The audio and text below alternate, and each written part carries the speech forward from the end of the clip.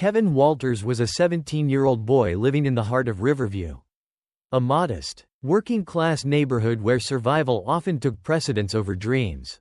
Kevin stood out, not because of his appearance, though his tall stature and contemplative brown eyes gave him a mature air, but because of his relentless determination to rise above the challenges that surrounded him. Kevin lived with his mother, Laura, and his little sister, Mia, in a small house that was old but filled with love. His mother was the cornerstone of their family, working long hours as a waitress to provide for them. She often came home late at night, exhausted yet always finding time to encourage her children. "Kevin," she would say as they sat at the tiny kitchen table, "you've got something special. Don't let this world hold you back. Education is your way out. It's how you'll make a better life for yourself and for us." Laura's words, while inspiring, weighed heavily on Kevin. He knew how hard she worked, how much she sacrificed, and he wanted nothing more than to make her proud. But in a neighborhood like Riverview, distractions were everywhere. Gangs, drugs, and petty crime lured many young people away from the path of education and ambition. Kevin had witnessed too many of his peers fall into those traps, and he vowed to avoid them at all costs. From a young age, Kevin had harbored a dream of becoming a doctor. It wasn't just about earning a stable income, it was about helping people. He imagined himself wearing a white coat, treating patients who couldn't afford medical care. His inspiration came from watching his mother struggle to afford even basic health care for their family. Despite his passion, Kevin's journey was anything but smooth. The underfunded public school he attended lacked the resources to support students like him who dreamed of a career in medicine. When he applied to join the school's science club, hoping it would give him a head start, his application was rejected without explanation, though no one said it outright. Kevin suspected his socioeconomic background played a role in the decision. Feeling excluded and disheartened, Kevin often sought solace in the local park. It was his refuge, a place where he could sit under the sprawling oak trees, listen to the chirping birds, and imagine a future far beyond the boundaries of Riverview. One sunny spring afternoon, Kevin sat on his favorite bench, lost in thought. Nearby, children laughed and played while parents chatted on the sidelines. Amid the lively scene, Kevin noticed an elderly woman seated a few benches away. Her silver hair shimmered in the sunlight, and she held a wooden cane in her lap. She seemed at peace, her gentle smile radiating warmth as she watched the children. Sensing his gaze, the woman turned to Kevin and gave him a kind nod. Surprised but pleased, Kevin smiled back. Something about her reminded him of his grandmother, who had passed away years ago. After a few minutes of hesitation, Kevin decided to approach her. The woman welcomed him with a smile, and they struck up a conversation. She introduced herself as Eleanor Thompson, a retired nurse who had lived in Riverview for decades. "I come here every day," Eleanor said, her voice soft but steady. "It reminds me of the simpler times, when life wasn't so fast, and people took the time to connect with one another." As they talked, Eleanor shared stories from her days as a nurse, recounting the challenges and joys of her profession. Kevin listened intently, hanging on her every word. "You remind me of myself when I was your age," Eleanor said, her eyes twinkling, eager to help, full of dreams. "Don't let this world dim your light, Kevin." Her words struck a chord with Kevin. He felt a renewed sense of purpose and was about to share his struggles with her when something unexpected happened. Eleanor's expression suddenly changed. Her face grew pale, and she clutched her chest, gasping for air. "My inhaler," she wheezed, her voice barely audible. Kevin's heart raced as he sprang into action. "Hold on, Mrs. Thompson," he said, quickly grabbing her bag. His hands trembled as he rummaged through it, searching desperately for the inhaler. Time seemed to slow as panic gripped him. He could hear Eleanor's labored breaths and felt the weight of the moment pressing down on him. He called out for help, his voice loud and urgent. A young woman named Anna, who had been walking nearby, rushed over. "What's happening?" she asked. "She needs her inhaler," Kevin exclaimed. Anna took the bag from Kevin, her movements swift and confident. Within moments, she found the inhaler and helped Eleanor use it. Slowly, Eleanor's breathing steadied, and color returned to her face.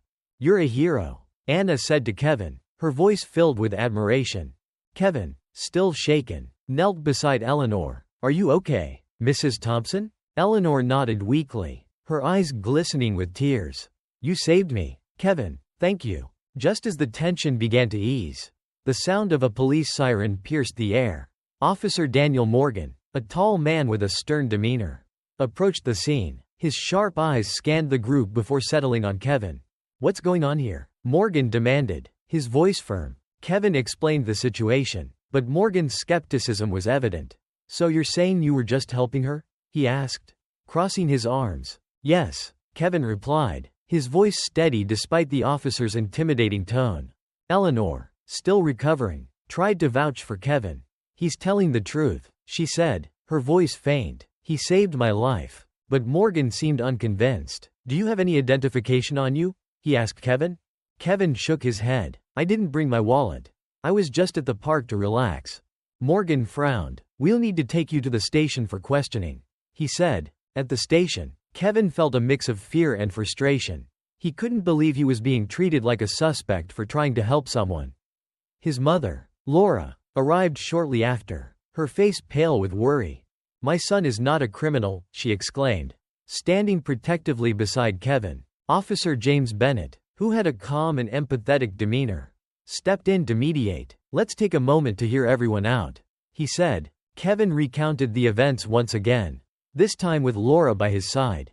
Officer Bennett listened carefully, and his thoughtful nods gave Kevin a glimmer of hope. Witnesses from the park, including Anna, were brought in to corroborate Kevin's story. Their accounts confirmed that Kevin had acted selflessly to help Eleanor. Finally, Officer Bennett turned to Kevin. I'm sorry for the misunderstanding. Kevin, he said, you did the right thing. Though relieved, Kevin couldn't shake the sting of being doubted simply because of his circumstances. Word of Kevin's ordeal spread quickly through Riverview. Friends, neighbors, and even strangers expressed their outrage over how he had been treated.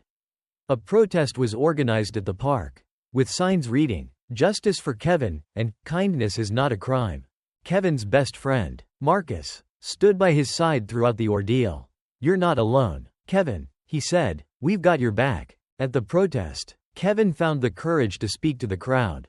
Thank you for supporting me, he said, his voice steady despite his nerves.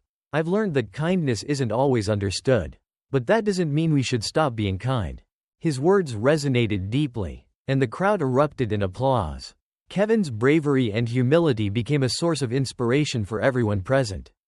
The protest caught the attention of Mayor Charles Widman, who invited Kevin to City Hall. Your story has touched so many people, the mayor said. We'd like your help in creating a program to build trust between the police and the community. Kevin eagerly accepted, and together they launched Bridging the Gap, a series of events designed to foster understanding and collaboration. Through workshops, community meetups, and shared activities, the program brought people together in ways they hadn't imagined. Kevin worked tirelessly to ensure its success, pouring his heart into every detail. As the Bridging the Gap program grew, its impact extended beyond Riverview.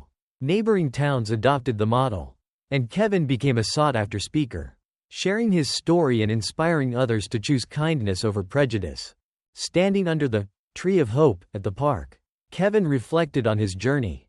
He realized that his greatest challenges had become the foundation for his greatest achievements, not just for himself, but for his entire community.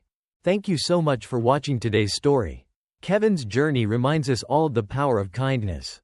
Even when it's misunderstood, it shows that standing up for what's right can spark change not just in our lives, but in our entire community. If this story touched your heart, please give it a thumbs up. Share it with someone who needs to hear it. And don't forget to subscribe to Motivation Wow for more inspiring stories like this. Let's keep spreading kindness and building bridges wherever we go. See you in the next video.